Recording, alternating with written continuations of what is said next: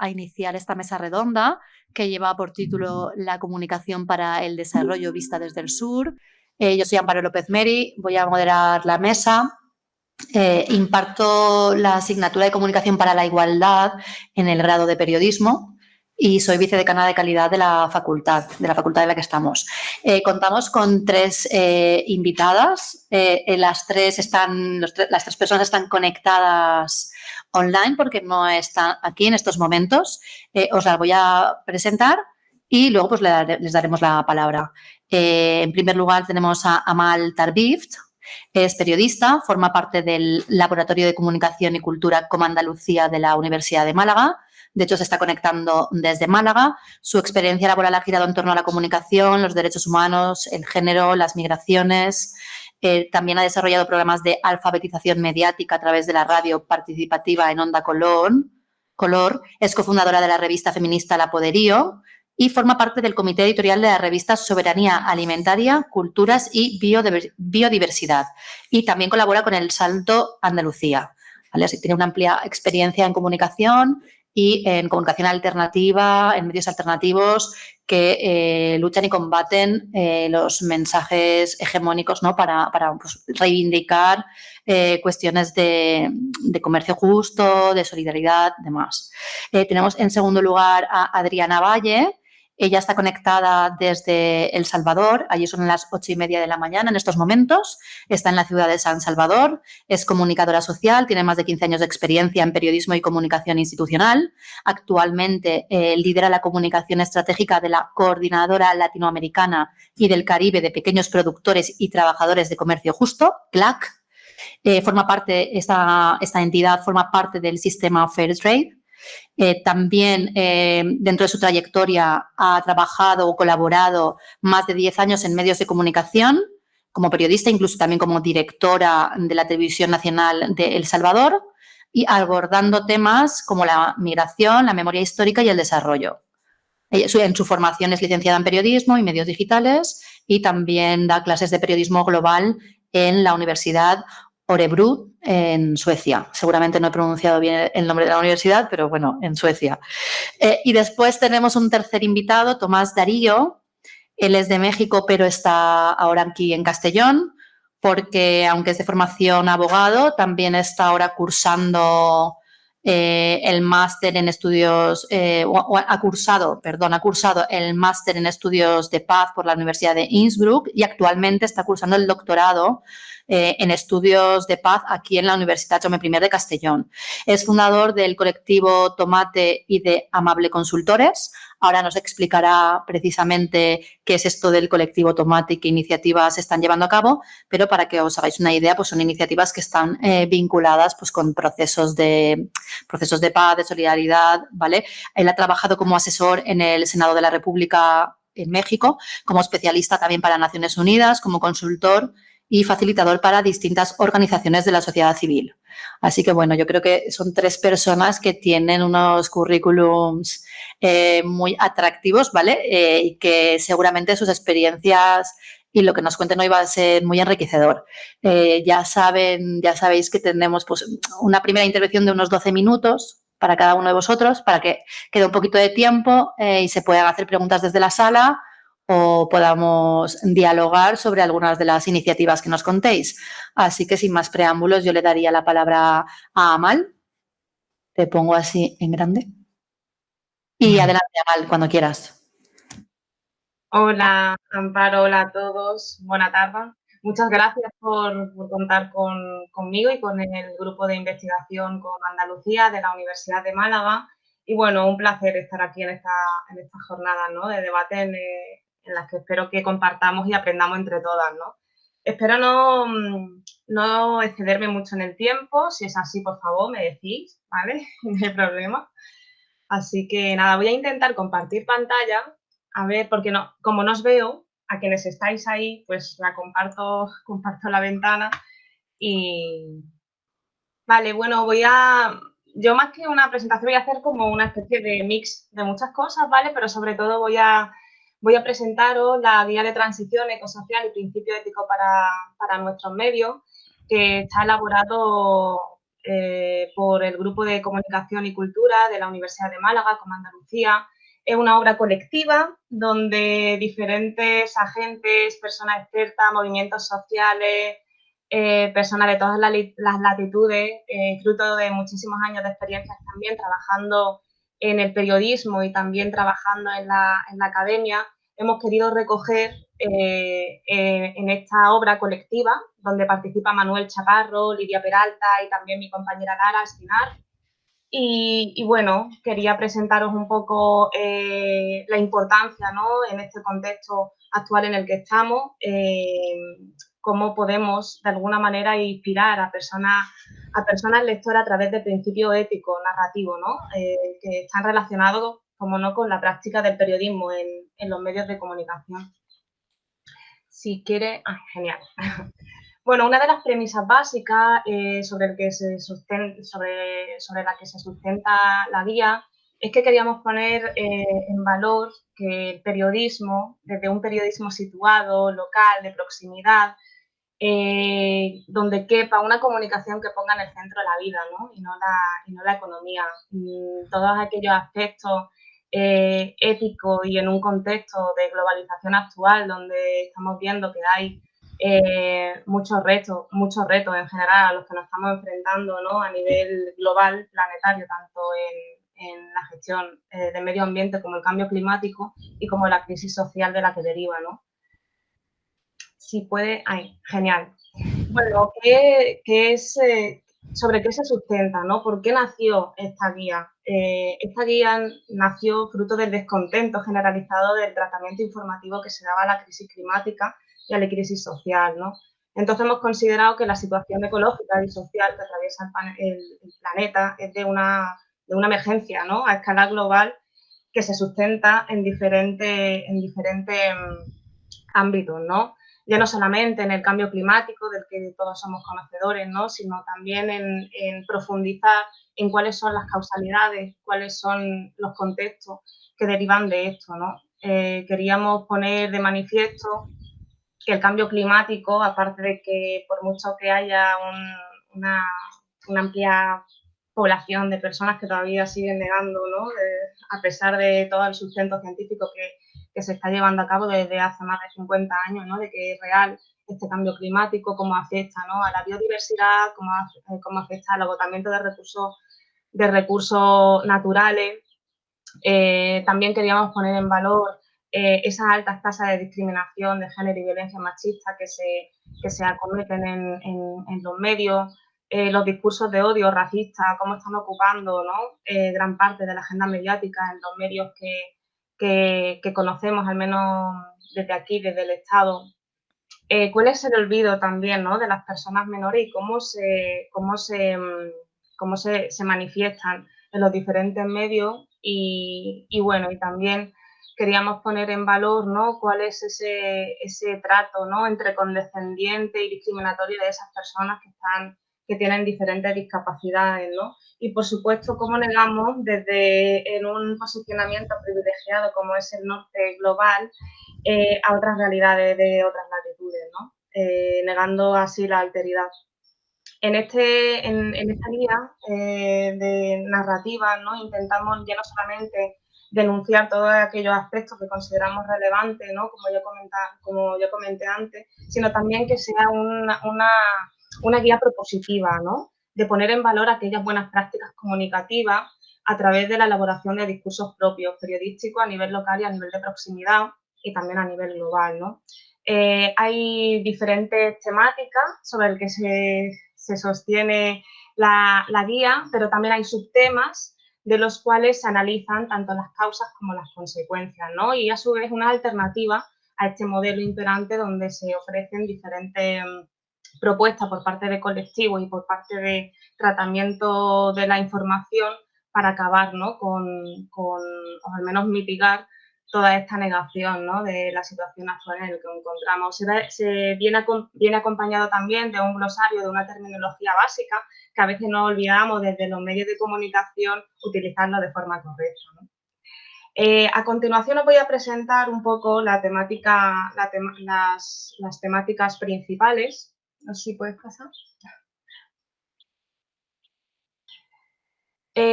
sobre cuáles son las problemáticas, ¿no?, que afectan a nuestro medio ambiente, cómo utilizamos el lenguaje sexista, la violencia, la perspectiva de género, cómo están invisibilizadas también las personas LGTBIQ+, cuál es el tratamiento que se da a las personas con discapacidad. Y sobre todo me voy a detener yo aquí en dos aspectos que considero que se interseccionan, ¿no? No podemos hablar, ¿no?, de periodismo por la igualdad sin tener, y de feminismo sin tener en cuenta la interseccionalidad, ¿no?, de la que seguramente habréis tratado en las diferentes, en vuestra asignatura. ¿Podemos pasar? Vale, los objetivos básicos de esta guía es transmitir sobre todo valores ecodependientes. Nos olvidamos muchas veces desde nuestra posición antropocéntrica de que existen diferentes realidades y base natural en nuestra vida de las que somos totalmente dependientes, ¿no? También de construir algún imaginario del modelo de desarrollo que está basado en un crecimiento económico infinito y donde sabemos que perfectamente el agotamiento de los recursos y los recursos del que disponemos son finitos, ¿no? Sobre todo también denunciar aquellos daños que provocan los diferentes ámbitos derivados de todo este tratamiento, ¿no? Y presentar sobre todo alternativas que socialmente consideramos que son justas, respetuosas con la diversidad y del mundo en el que habitamos. Bueno, yo voy a poner ejemplos prácticos porque me sitúo, yo soy rifeña, no sé si sabéis lo que significa, pero soy una persona que vengo del llamado sur global, del norte de África, un territorio donde ha sido colonizado y donde se nos ha negado la memoria y el idioma, ¿no? Y viviendo en Andalucía me he dado cuenta de que también había una parte, ¿no?, porque yo veía, digo, Europa, no sé cuántos, ¿no?, como una posibilidad de ganar en derecho, y he visto que hay un cuarto mundo también dentro de este mundo, ¿no? Aparte de que Andalucía ha sido operada como un territorio donde se ha extraído recursos, donde la población ha migrado en los años 60 al norte de Europa, también ha habido ahora mismo este quiebre, por así decirlo, donde hay una población migrada a Andalucía y de qué manera también está viviendo en este territorio, ¿no? Podemos pasar si quieren. Bueno, pongo el ejemplo de Almería porque llevo viviendo en Almería desde septiembre y he conocido mucho la realidad de los invernaderos. No sé si sabéis que Almería es uno de los grandes exportadores de frutos de hortofrutícola de Europa y sale de Almería. Si habéis conocido en algún momento, Almería está bañado por un mar de plástico, ¿no? Y en estos ejemplos, ¿no?, donde quería traer un poco, en este caso es un titular del ABC de Sevilla, cómo estamos teniendo un tratamiento sobre un contexto que al parecer puede ser beneficioso para Andalucía económicamente hablando y que hay detrás, ¿no?, de esos plásticos. En este caso, el titular y la noticia en sí está perdiendo la perspectiva ya no solamente medioambiental del impacto que supone tener el modelo de agroindustria aquí en el territorio, secando acuíferos, contaminando agua y, aparte de eso, teniendo unas condiciones laborales de las personas migradas, que en su mayoría vienen de Marruecos, en su mayoría, a trabajar en estos invernaderos y en las condiciones también sociales en las que viven de chabolismo. Quería poner otro ejemplo que viene a continuación, ¿no?, de qué hay detrás de todo esto, ¿no?, que parece que un motor económico sin tener en cuenta la perspectiva de las personas afectadas, ¿no?, en este caso, cuyas condiciones laborales se ven perfectamente vulneradas y donde no hay suficiente cuestionamiento, ¿no?, en este sentido. También quería comentar que en este caso hay algunos medios que sí evidentemente están poniendo en valor y haciendo por reconocer y conocer cuáles son las situaciones que están viviendo ya no solamente las personas, sino el planeta en el que habitamos, ¿no? En ese mar de plástico ya no solamente que parece un mar, ¿no? Parece que hay dos mares, que parece que es nieve, pero no es nieve. Son un montón de invernaderos en un espacio, que están en un espacio bastante reducido y del que difícilmente tenemos conocimiento, ¿no? Quería poner también un vídeo muy cortito, si lo podemos... Sí, un segundito. Vale. Y vuelvo a compartir.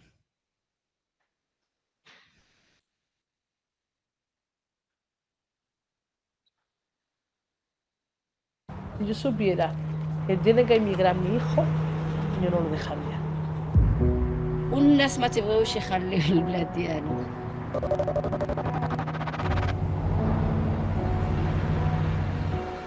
No te van a pagar bien. No te van a dar un sitio donde duermas a gusto. وملي ضاعت مني حتى الكرامه ديالي والحقوق ديالي وليت تنحس براسي اني وليت عبده ماشي مرا. El principal enemigo de la agricultura almeriense no somos nosotros, evidentemente. Nosotros únicamente queremos que los trabajadores trabajen con derecho y con dignidad. هنا النباتات ما كتكبرش بالماء، كتكبر بالعرق والدم ديالنا. Tu turi suprasti, kad ta diena, kai tu pradėsi kovą, tavo gyvenimas pasikeis. ما بقى عندي ما نخسر. تيبقى الباب الوحيد قدامه هو انه يقاوم ويدافع على حقه. تنطلبوا واحد حياتكم مزيانه، ونكافحوا على اولادنا ووالدينا. واحد خدمتكم مزيانه. Para nosotros la clase obrera es solo una, independientemente de donde se haya nacido. نقدروا نسافروا، نقدروا نزيدوا عاديين. Soy José. Mano vardas Egidija. انا امينه. Soy Antonia. انا ناديه.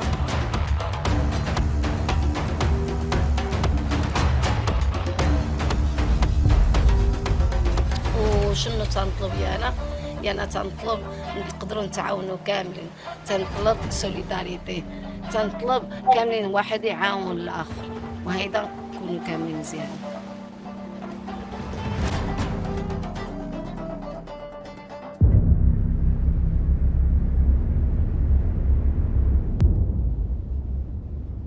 Bueno, este es un tráiler de un documental que se va a presentar pasado mañana de un grupo de personas de la Interbrigada que han desarrollado un trabajo junto con movimientos sociales de Almería que lucha contra las desigualdades en los invernaderos y del que precisamente se va a presentar en Alemania, no se va a presentar en España. Y menos en Andalucía. Y también, ¿qué pasa? Que estamos haciendo aquí un periodismo donde queremos fijarnos en otras latitudes sin tener en cuenta el propio, ¿no? El próximo. En este caso, la guía lo que pretende, si puedes pasar, porque creo que voy a ir más rápido y me estoy pasando de hora.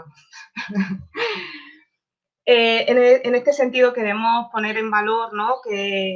que el periodismo está siendo desvirtuado por no tener en cuenta las condiciones básicas del territorio que habitamos, ¿no? Que es nuestro planeta, por un lado, los recursos que nos brinda y las personas que habitan en ella y, sobre todo, ¿no? los animales. Tenemos la obligatoriedad de poner el relato del común, ¿no? Y de que esta sociedad básicamente requiere y exige de unas transformaciones y reivindicar sobre todo, ¿no? Esos derechos perdidos y negados a mucha gente, ¿no? de la población, ya no solamente de aquí, a las que son negadas por el hecho de que, por ejemplo, en la sociedad, en el pueblo, ¿no? de Almería, no quieren alquilarle las casas a personas que son moras, ¿no? Y que trabajan en los invernaderos, pero sí quieren que trabajen en invernadero para generar economía en el territorio. Bueno, yo creo que lo voy a dejar aquí, aunque sé que me quedo como media presentación, pero les quiero dejar también tiempo a mis compañeras, a Adriana y a Tomás, y si en el tiempo que estimemos después podemos profundizar un poquito más en algunas cuestiones. Gracias. Vale, gracias. Muchas gracias, Amal, porque sí que, cortando aquí, la verdad es que sí que te ajustas a los 12 minutos que teníamos previstos para la primera intervención. Damos paso ahora a Adriana, que desde El Salvador nos va a explicar un poco cómo funciona, ¿no? Cómo se organiza toda la comunicación estratégica de la Coordinadora Latinoamericana y del Caribe de Pequeños Productores y Trabajadores del Comercio Justo. Adelante, Adriana. Ok. Solo voy a compartir la presentación.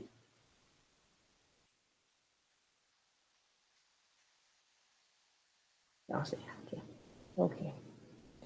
Bueno, muchas gracias por esta invitación. Yo, en primer lugar, me parece que el tema es súper relevante, que nos reta un poco a poder primero aceptar que hay diferentes miradas desde donde hacemos esto que llamamos periodismo o comunicación social, que la mirada del sur es una mirada diferente y probablemente no diría que hay un solo sur, sino que me parece que hay muchos sures, así como decía Amal, ¿verdad? Que no necesariamente es un sur geográfico, sino más bien también un sur que se marca a partir de la desigualdad. Yo quisiera nada más empezar un poco contándoles qué es CLAC, la organización para la que yo trabajo, por qué es relevante, digamos, en todo este sistema. Estoy muy segura que en España ustedes han escuchado sobre el comercio justo. Probablemente muchos de ustedes forman parte del movimiento o también apoyan como consumidores a este movimiento global, ¿no? Bueno, CLAC es la red de productoras, trabajadores y trabajadoras de comercio justo en América Latina y el Caribe.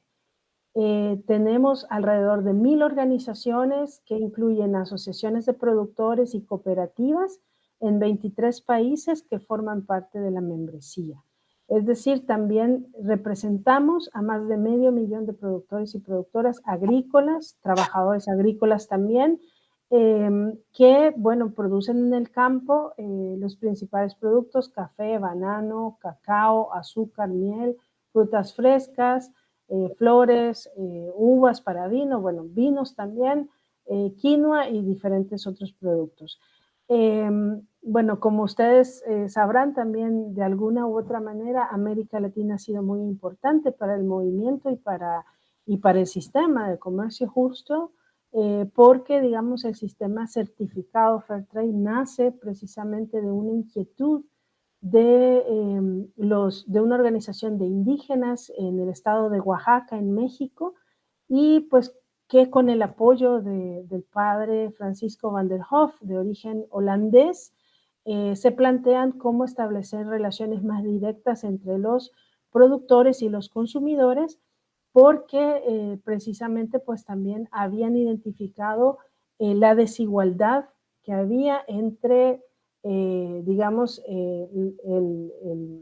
la persona el intermediario, ¿verdad? Es decir, que a los productores les llegaba muy poco de la ganancia de la venta de sus productos y más bien era el intermediario el que se iba quedando con las ganancias. Entonces eso, bueno, surge allá por los años 80, ya nosotros tenemos pues más de 30 años de comercio justo acá en América Latina, y como coordinadora latinoamericana se identifica también, los mismos grupos de productores identifican que para poder hacer esta lucha y para poder promover este modelo alternativo, necesitan estar organizados. Entonces se organizan primero en una red de café, luego en una red de miel y luego se juntan para hacer esta coordinadora latinoamericana que es para la cual yo trabajo.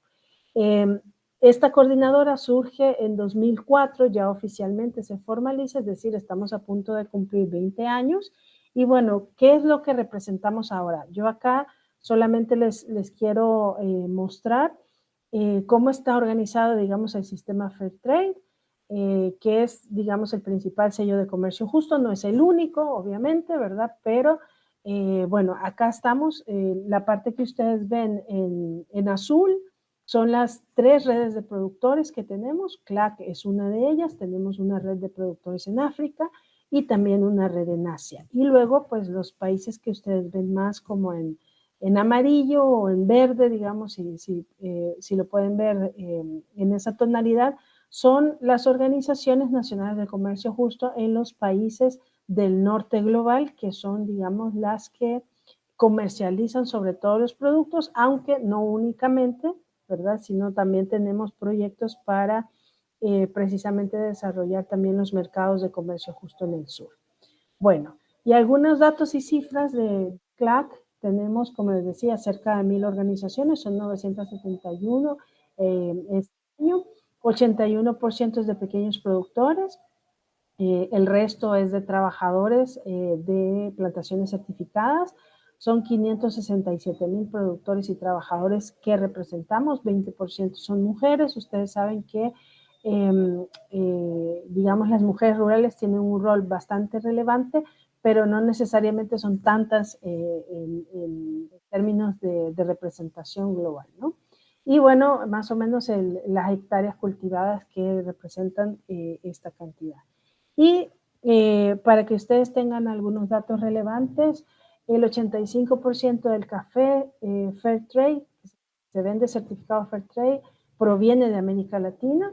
El 88% del banano certificado Fair Trade proviene de América Latina y el Caribe. Tenemos también plantaciones en República Dominicana, bueno, en una serie de países.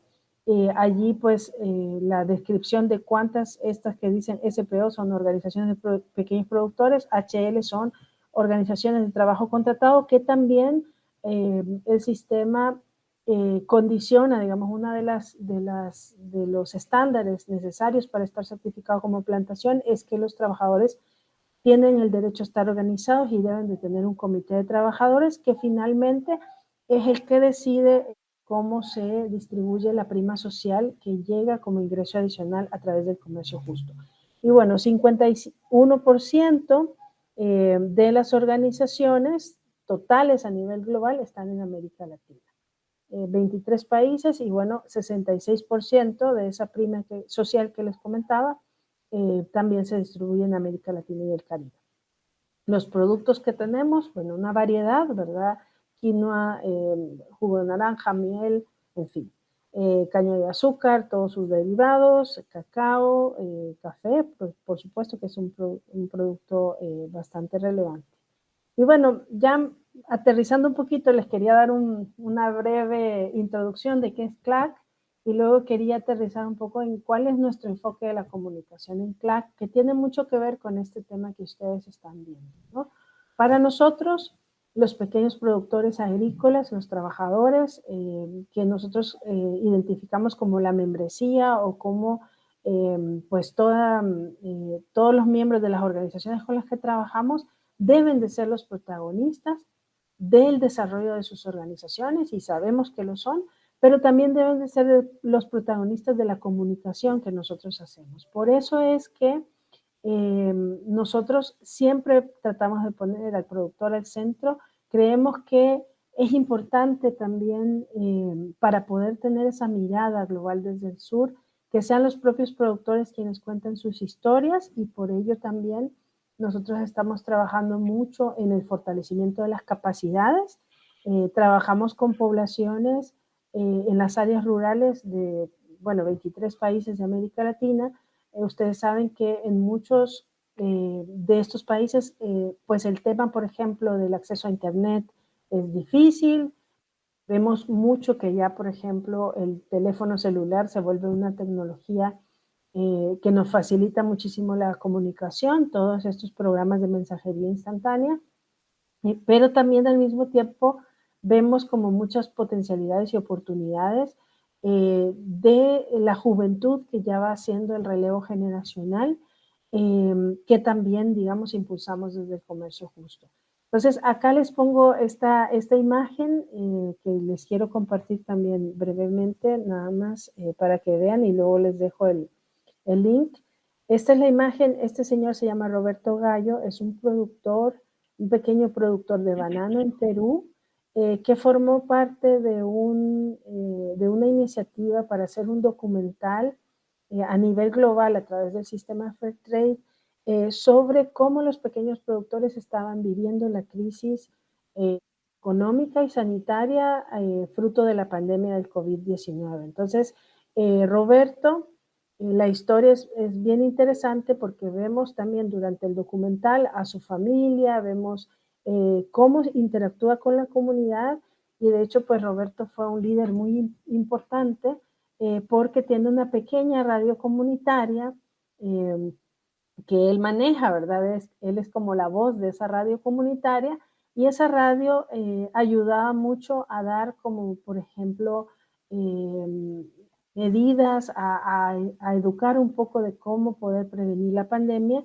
y en cierto punto también, previo a la grabación del documental, también Roberto se enfermó, entonces también cuenta cómo vivió él eso, qué significó para él haberse enfermado, estar aislado de su familia y bueno, poder sobrellevar la enfermedad y eso también lo transmitió de alguna manera como líder de esa comunidad para apoyar a aquellos que se estaban enfermando o también para apoyar la prevención. Entonces, solo les quiero mostrar brevemente a dónde pueden encontrar este documental, que como digo, bueno, también hay muchas historias allí de también una productora de Kenia y también una productora de Indonesia. Entonces, esto se hizo también, digamos, en este formato como de documentales más transmedia, que, digamos, tenían diferentes episodios, cada semana se iba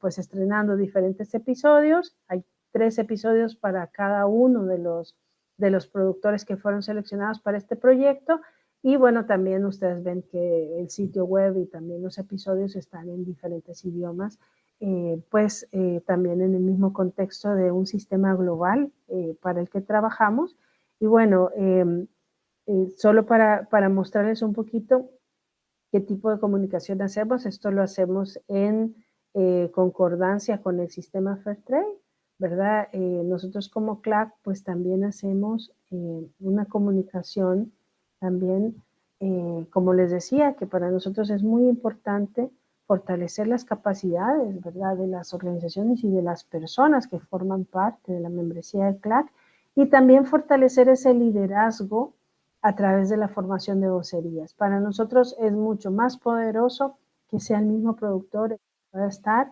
en diferentes espacios para hacer valer su propia voz. Nosotros creemos que parte de esa comunicación para el desarrollo es empoderar, ¿verdad?, a los productores para que puedan también de alguna manera ir luchando sus propias batallas, ¿no? Y hagan saber su forma de pensar, estén en los debates mundiales y globales, pero también pues puedan hablar por los demás, por los otros productores. Entonces, acá esta jovencita que ustedes ven se llama Zuli Granados, es una productora de café de Guatemala. Esta foto se tomó durante un encuentro que hubo acá en El Salvador de jóvenes.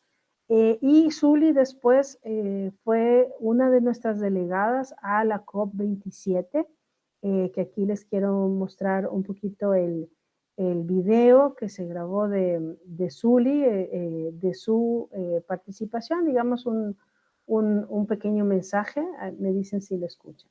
Entonces, a ver, vamos a ver. Guatemala, productora de café. Es un gusto para mí representar a los jóvenes y las mujeres productoras de Latinoamérica, dando a conocer el trabajo tan importante que hacemos los productores y juntamente con el cambio climático, que es nuestra prioridad. Es importante que como jóvenes y las grandes entidades, los grandes productores, podamos trabajar para una justicia climática y realizar acciones afirmativas desde ya. Bueno, vamos. Perdón.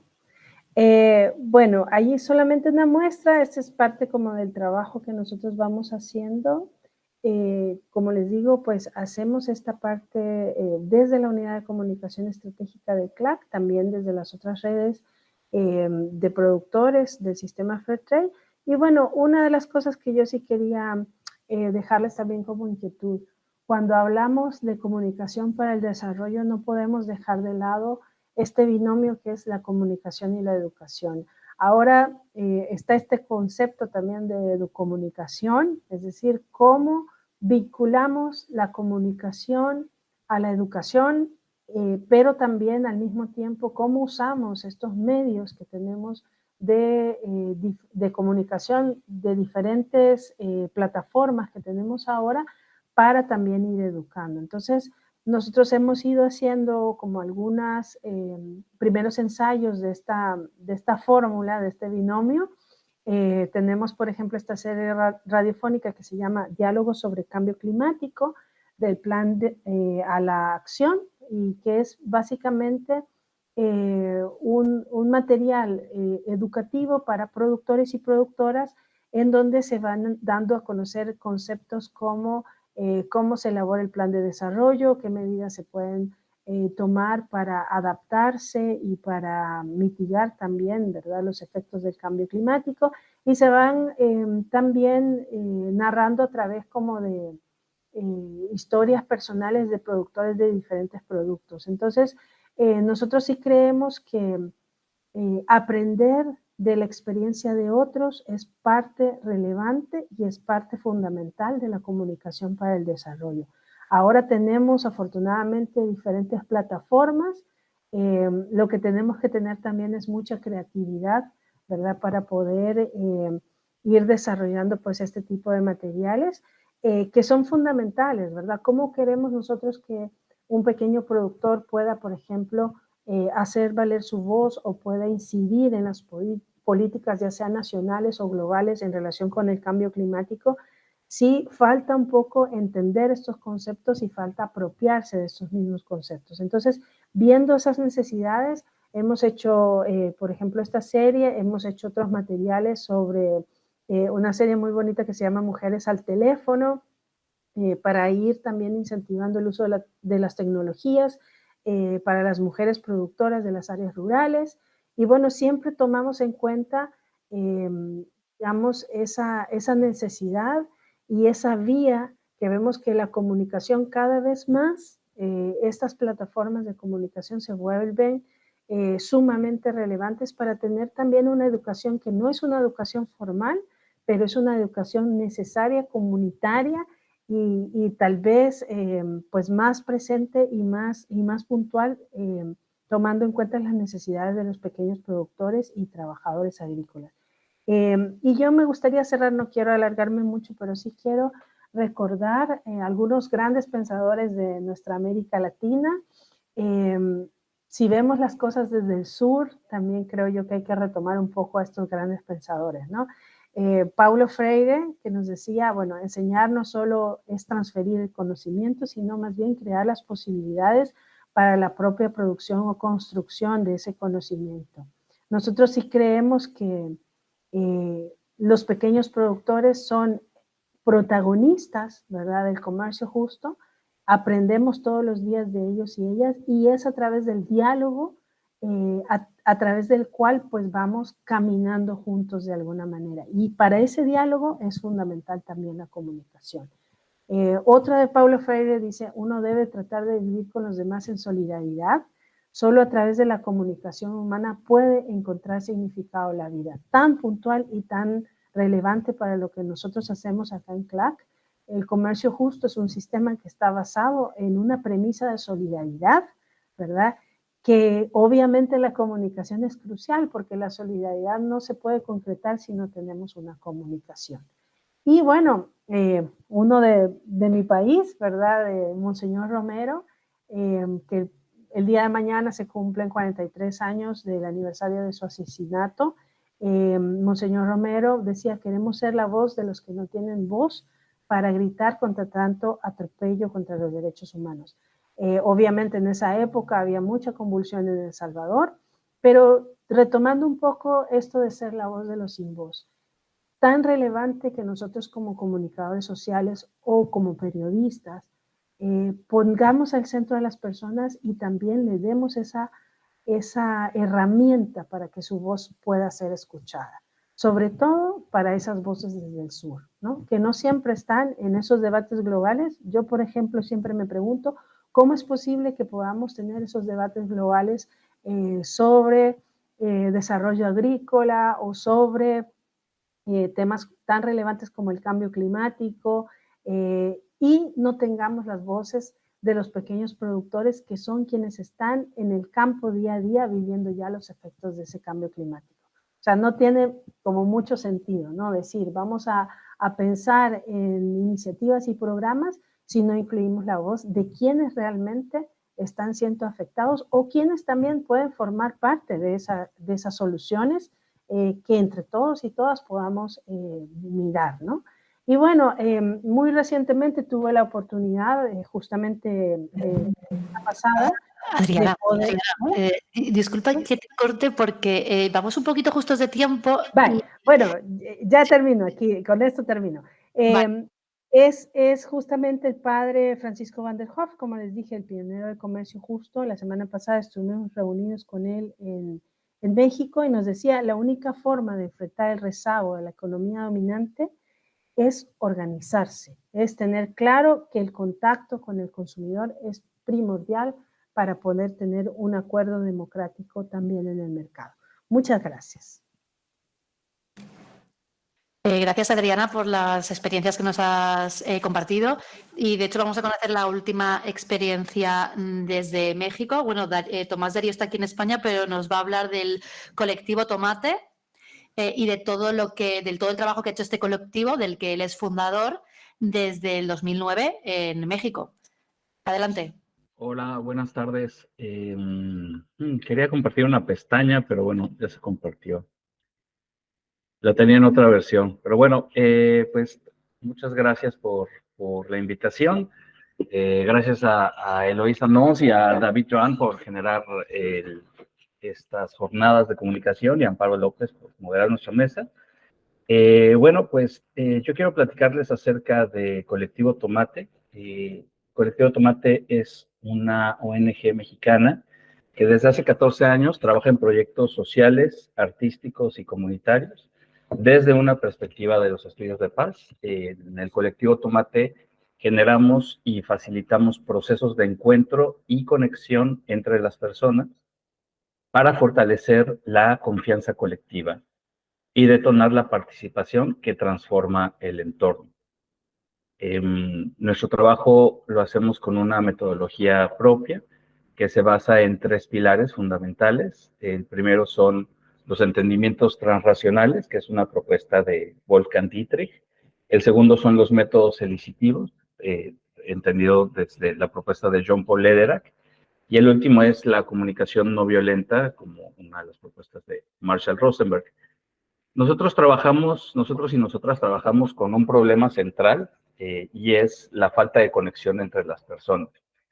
Entendemos esta falta de conexión como pues falta de empatía, falta de ganas de conocer al otro, y esto es una situación que nos lleva al aislamiento dentro de las comunidades, a aislarnos, un aislamiento que propicia la desconfianza y eventualmente pues fortalece estas percepciones de inseguridad, fortalece la inseguridad y puede llevar a expresiones de violencia.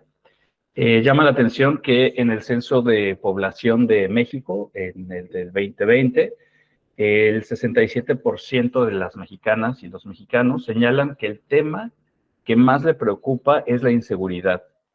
Y esto, o sea, llama la atención porque está por encima de otros problemas públicos, como es el desempleo, la corrupción y la pobreza.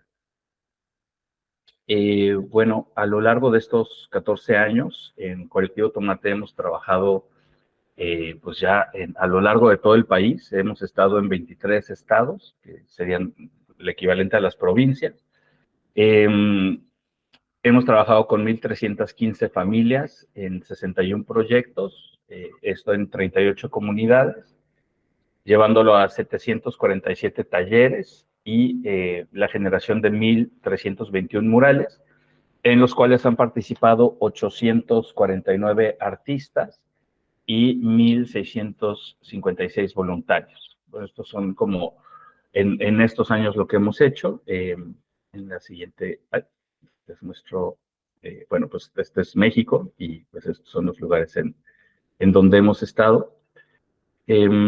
Y bueno, en la aplicación, nuestra metodología parte de las historias. Me encantó escuchar a Adriana y a Amal, bueno, y el hilo conductor que estoy escuchando de nuestra mesa tiene que ver justo con las historias, ¿no? Nuestra metodología parte de las historias de las personas. Llega un grupo de facilitadoras del Colectivo Tomate, con perfiles de psicólogas, antropólogas o sociólogas, a interactuar con personas en una comunidad, en un barrio, en alguna de las ciudades del país. Y comienza su trabajo realizando una invitación. Y es una invitación que está fraseada desde la comunicación no violenta, en donde las personas de la comunidad eligen participar, eligen no participar o eligen proponer algo distinto. Hago mucho énfasis en este tipo de invitación porque es una lógica completamente distinta desde donde trabajar con las personas. Y también tiene una lógica de resultados completamente diferentes. El colectivo Tomate hace un mapeo de actores de la comunidad, actores y actores clave, identifica los espacios de concentración, los espacios de confluencia en el barrio y comienza a trazar una ruta por donde va a pasar un recorrido de mural. Lo hace revisándolo con la comunidad. Y posteriormente, utilizando medios y formas de comunicación local, invitan a las personas a diferentes talleres y sesiones comunitarias. Con medios y formas me refiero a carteles, a veces utilizamos los carteles fosforescentes o el perifoneo o el micrófono que tiene una bocina para todo el espacio, o tocar puerta con puerta, o hacer invitación, expandir la invitación a través de los actores locales. Y les invitamos a talleres con perspectivas de métodos elicitivos, en donde las personas participan compartiendo su experiencia y compartiendo su conocimiento. Talleres como comunicación no violenta, teatro-imagen, cartografía social, prácticas narrativas. Y en estas sesiones se invita a las personas de la comunidad a conocerse entre sí. Es muy habitual escuchar historias donde las personas llevan años viviendo en este lugar y no saben quiénes son sus vecinos y vecinas, o sea, no se conocen. Buscamos generar espacios de encuentro, espacios de compartir vecinal, alejados de lógicas de partidos políticos o de grupos religiosos.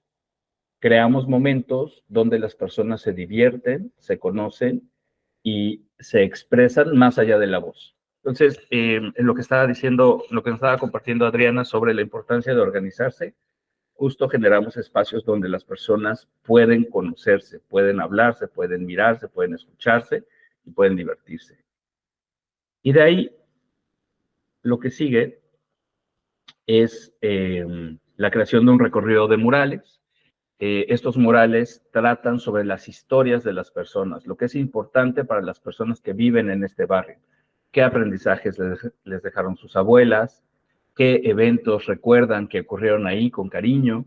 ¿Qué historias han pasado en este lugar? Y no me refiero a las historias oficiales, lo que vamos a encontrar en los libros escritas por los historiadores oficiales, hombres blancos seguramente, sino más bien queremos escuchar las historias que son importantes para las personas que viven en este lugar. ¿Qué ha pasado ahí?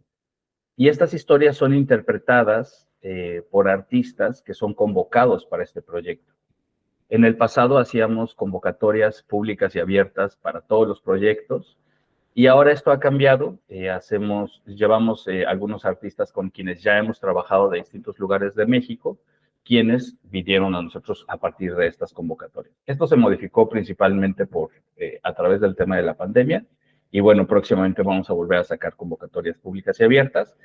Y este es un proceso de creación conjunta, en donde la familia de la casa pone la historia y el artista o la artista la interpreta gráficamente.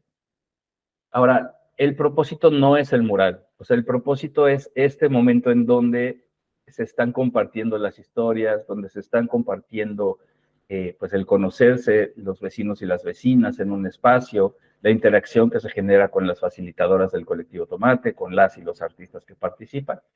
Y esto yo le llamo un proceso estético, en donde justo como les comento, el objetivo no es la creación de los murales, sino el proceso en donde se pueden compartir estas historias, en donde se puede compartir y conocer quiénes están viviendo en esta comunidad.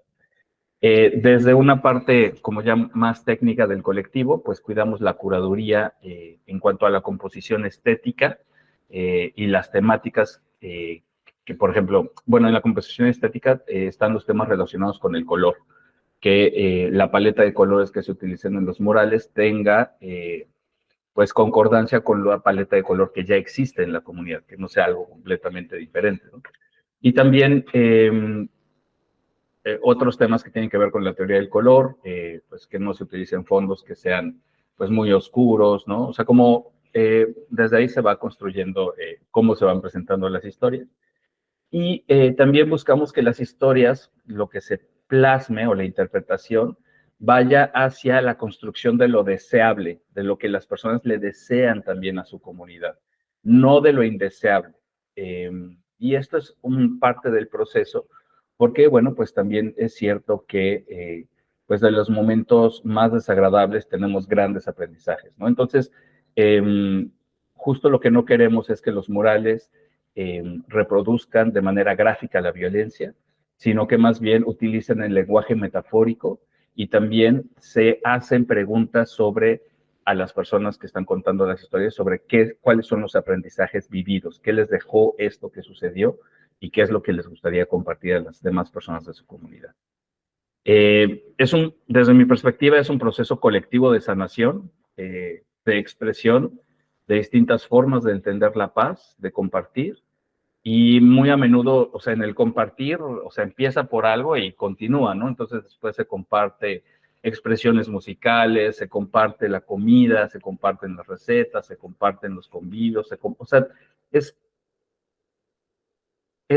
hacer una invitación que lleva al movimiento en un espacio. Y bueno, pues el trabajo que hemos hecho, nos han realizado 2 evaluaciones de impacto. Una la hizo el Tecnológico de Monterrey junto con Camino Colectivo y ADECO. No voy a tener tiempo de compartirles los resultados de la evaluación de impacto, pero se los voy a compartir por una liga. Y la última evaluación de impacto la hizo otra organización que se llama RISCO. Me gustaría solamente comentarles que de algunos resultados que se presentan en esta evaluación de impacto, el 83% de los vecinos está dispuesto a seguir generando acciones para mejorar su colonia. El 80% de los vecinos considera que los murales han contribuido a mejoras en sus comunidades. 83.2% de los vecinos pueden comunicarse y relacionarse con otros miembros de su comunidad. Y el 74% considera que las personas confían en el éxito de los proyectos que realicen en conjunto con sus vecinos. Bueno, entrar a toda la construcción de estos cifras me va a tomar mucho más tiempo, pero bueno, estos son algunos resultados de la evaluación. Y quiero compartirles este video. Este es un proceso que hicimos en el Cerro de la Campana en Monterrey. Si observan, es todo un cerro que está pintado con un mural. Es un ave de colores. Este es el ojo, este es el pico, este es el pecho. Estas son las alas del ave. Y este proyecto involucró, pues, poner de acuerdo a la comunidad que vive en el cerro. O sea, es un proyecto, como les dije, que se genera a partir de la comunicación no violenta. Entonces, pues implicó muchas sesiones, muchas lluvias de ideas y al final el AVE responde a 3 preguntas que estuvimos socializando durante estas sesiones y fue las preguntas de quiénes fuimos, quiénes somos y hacia dónde vamos. Entonces, en este cerro, la historia del AVE cuenta la historia de la migración de las personas que llegaron aquí. Entonces, ¿quiénes fuimos? Pues fuimos las personas que llegamos y que habitamos en este cerro, que lo hicimos habitable. ¿Quiénes somos? Somos los representados con la juventud de las segundas y terceras generaciones de las personas que viven en el cerro. Y hacia dónde vamos, pues es un ave que finalmente está migrando y habla sobre la migración de las personas también de esta comunidad. Lo voy a compartir por acá.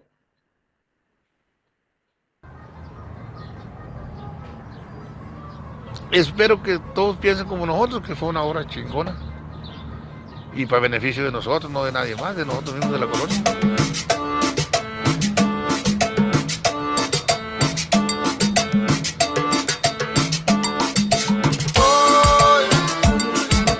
Yo explicaría que la vida en el cerro está llena de música y color.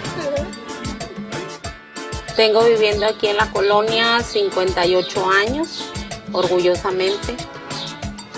Cuando yo llegué aquí a la colonia había muy poquita gente. Viviendo en este cerro tengo 41. Casado. Más 5 que anduve echando novia. 46. Sí, no están malas cuentas. Pues me resulta bastante interesante poder estar experimentando este acontecimiento. Estamos todos aprendiendo juntos, entonces es una buena enseñanza, tanto de trabajar en equipo como personal. Ese es un gran reto, ¿no? Prácticamente tienen que ser una cabeza todos, ¿no? Cuando llegas y las personas te comparten sus historias, te invitan a pasar a su casa, aunque no te conozcan, es como una cosa súper bonita, o sea, saber, sentir esa confianza, yo creo que para mí es como lo que más resuena en mí, la confianza. La gente a través de este trabajo se dio cuenta de que nuestra intención era auténtica y que lo que buscábamos era conocerlos. Porque así como está transformando el cerro con colores, también dentro de nosotros se están transformando. Ya no queremos estar aislados, sino queremos ser parte de la misma sociedad, parte de todo y seguir adelante, ¿verdad?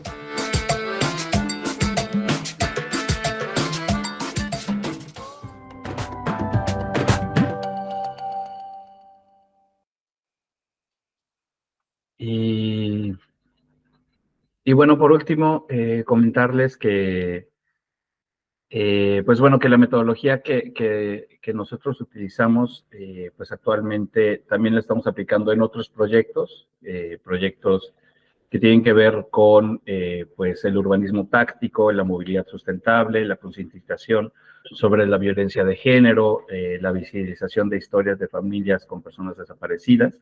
Y estos proyectos los hemos realizado con agencias de cooperación internacional para el desarrollo, ¿no? Entonces son, o sea, temáticas con las que pues tiene afinidad el colectivo Tomate, pero bueno, pues finalmente pues yo creo que la importancia de los proyectos que realiza el colectivo está en la metodología, pues que deriva en que las personas se miren y se escuchen y se hablen desde el corazón. Y aquí es donde está la parte transaccional, porque pues las personas pueden entenderse más allá de la razón. Pues eso sería todo. Estas son nuestras redes. Les invito a que nos conozcan. Y listo. Gracias, Tomás. Bueno, yo creo que yo me quedaría con esa última frase, ¿no? Un aplauso. Esa última frase de que las personas nos miremos, ¿no? Que nos miremos a los ojos, que nos conozcamos, que colaboremos. Creo que es una frase bonita para finalizar. Había ahora prevista una pausa café, pero no sé si la organización nos dejan pues, unos 5 minutitos o poquito más para ver si desde el público de la sala pues quieren haceros algún comentario, alguna reflexión o preguntar alguna duda. A ver si os animáis. Bueno, si no desde aquí, desde la mesa, pues hacemos algún comentario. Yo les preguntaría, así también brevemente, que cuál es la dificultad más importante que estáis teniendo para un poco sacar adelante estos proyectos. Y sí, porque a mí al final la sensación que me da es que un poco, aunque trabajemos desde diferentes perspectivas, desde diferentes lugares, al final luchamos contra el mismo gigante y que al final tenemos como dificultades muy, muy similares, pero no sé si vosotros queréis como aportar cuál sería lo primero, ¿no? Lo primero que hay que derrotar, ¿no? El primer inconveniente o obstáculo que habría que dentro de una perspectiva, digamos, lo suficientemente realista, ¿no? Porque desde vuestra perspectiva, algo que fuera realista y que se pudiera conseguir a corto plazo, a la hora de salvar obstáculos que están impidiendo que vuestros proyectos lleguen a más gente. Si quiere Amal, puede empezar Amal, por ejemplo.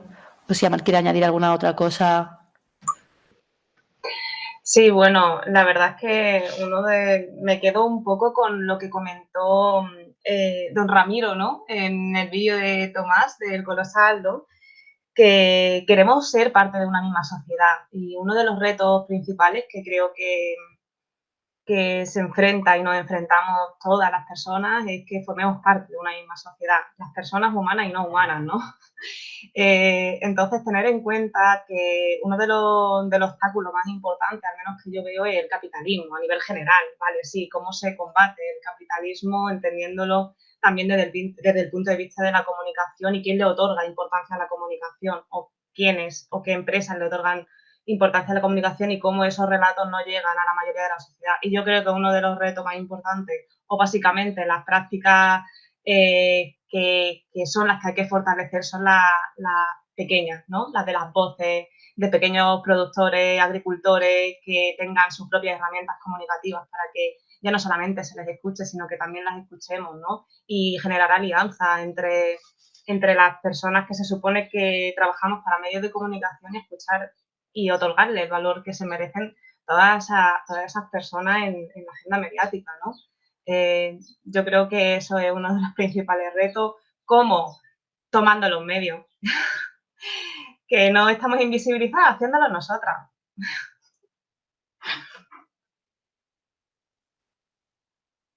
Adriana.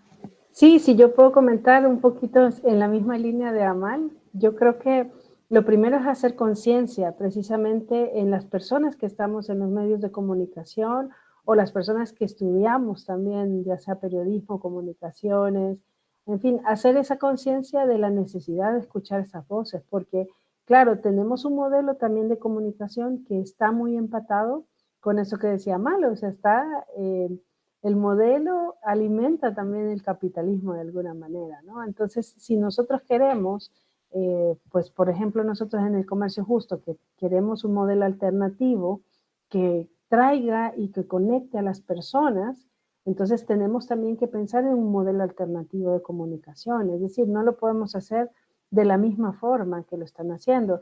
Y quiérase o no, tenemos pues un bombardeo también en términos culturales, tenemos una cultura dominante de consumo que tenemos de alguna manera que buscar cómo combatimos, ¿no? Porque precisamente los recursos no son ilimitados como nos los venden, son recursos limitados y cada vez más vamos a ir viendo estas crisis que de pronto es como, parece que todo es muy lejano. Yo creo que algo que nos enseñó la pandemia es que estamos tan interconectados que tenemos que entender cada vez más al otro y a la otra, ¿verdad? Para poder también entender nuestra propia realidad y nuestro contexto. Tal vez algo desde la experiencia también en términos de lenguaje. Una de las cosas que decía Pablo Freire es el lenguaje no es neutral. Entonces también desde el lenguaje tenemos que tomar una posición. Nosotros, por ejemplo, hemos optado por un lenguaje inclusivo porque promovemos la equidad de género. Entonces, aunque el porcentaje de mujeres sea mucho menor en la agricultura, siempre tratamos de tener al menos una historia de una mujer agricultora. Entonces, son posiciones que se van tomando y que en la medida en que más personas vamos tomando esas posiciones, se van transformando las cosas. Muchas gracias. Pues Tomás, te dejamos la responsabilidad de cerrar esta ronda de intervenciones. Pues quiero sumar un poco de lo que dijeron Amal y Adriana, solo darle un giro. Y lo que yo pienso que, o sea, como que frena este tipo de proyectos y desarrollos desde mi perspectiva, es una perspectiva de violencia, una perspectiva en donde la violencia vende y la violencia se consume. Entonces, yo lo que pediría es más bien la apertura a estas otras historias que inspiran, que dan esperanza, que emocionan, que comparten. Entonces, retomando lo que dice Adriana, sí, a través de la comunicación, del lenguaje, y yo lo llevaría como a la comunicación no violenta, ¿no? O sea, como esta lógica. Y llevándolo a un tema de la cooperación para el desarrollo, pues también justo que la lógica sea encontrar estas historias que cuenten, que inspiren y no financiar proyectos que van sobre la misma traza de la prevención de la violencia desde una perspectiva de generar más datos y cifras sobre la violencia, ¿no? O sea, porque al final es seguir consumiendo. Entonces, más bien, ¿cómo podemos cambiar la lógica de pues, de las historias, de lo que está sucediendo en realidad, como poniéndole foco a estas otras historias que también están sucediendo. Eso es lo que pienso. Hola, Amparo, creo que estás... Hola, nos dejaron. Ay, que no enchufe el micro. No, que comentaba que llevamos toda la mañana escuchando historias igual de inspiradoras que las vuestras, que son ejemplos que nos ayudan a aprender y a pues no sé, a lanzarnos quizás a probar también proyectos propios. Y que, bueno, al final este encuentro va de esto, ¿no? De generar, de conocer experiencias similares a las que nos gustaría emprender o a las que estamos desarrollando, pero para aliarnos, ¿no? Porque al final si no nos unimos, si no se generan sinergias, redes, alianzas, pues tenemos más debilidad, ¿no? Entonces, creo que estas iniciativas son muy enriquecedoras, pero que no las tenemos que dejar ahí. Tenemos que intentar cuantas más colaboraciones podamos emprender, todos juntos mejor, ¿no? Así que, bueno, ahí os dejo la reflexión y, bueno, muchas gracias yo creo que otro aplauso a las 3 personas invitadas.